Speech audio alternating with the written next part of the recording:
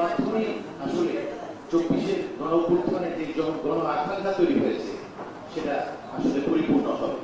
আমি বিশ্বাস করি সেই চেতনার জায়গা থেকে আপনারা অতিরিক্ত পরিশ্রম করে যাচ্ছেন। আমি ব্যক্তিগতভাবে জাতীয় সভাপতি হিসাবে আমি এখানে অবস্থান করছি আশেপাশে। আমি আপনাদের শারীরিকভাবে আমার পাচ্ছি না, কিন্তু আমি হৃদয় দিয়ে আপনাদের পাশে আছি। মনে রাখবেন 2000 ছাত্র জনতার যে রক্ত, সে রক্ত এবং তারা রক্ত দিয়েছে হচ্ছে বাংলাদেশটাকে নতুন করে গড়বার জন্য। তারা রক্ত দিয়েছে হচ্ছে গণতন্ত্র ফিরিয়ে আনবার জন্য।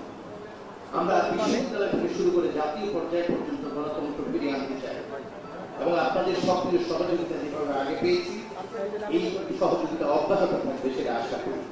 আপনাদের যে কোনো ধরনের প্রয়োজন নির্বাচন কমিশন পূরণ করবার ক্ষেত্রে প্রশাসনের পক্ষ থেকে আমার যে সহযোগিতা করা প্রয়োজন আমি সার্বক্ষণিক উপস্থিত থেকে এবং অন্য লজিস্টিক সাপোর্ট দিয়ে থাকবে অঙ্গীকার ব্যক্ত করছি।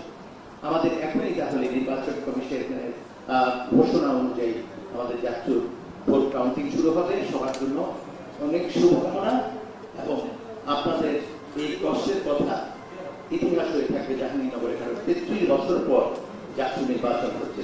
সবাইকে অনেক ধন্যবাদ এবং কৃতজ্ঞতা। আশা করছি এখনই আমাদের কাজ শুরু হয়ে যাবে। নির্বাচন কমিশনের পক্ষ থেকে ঘোষণা করার যে প্রক্রিয়াটা ছিল সেটা নির্বাচন কমিশন স্থগিত করেছে, আমি অবগত হয়েছি। এবং এই নির্বাচনের জায়গাটি যেটা আমাদের জুলাই গণ-অভ্যুত্থানের অধিকার ছিল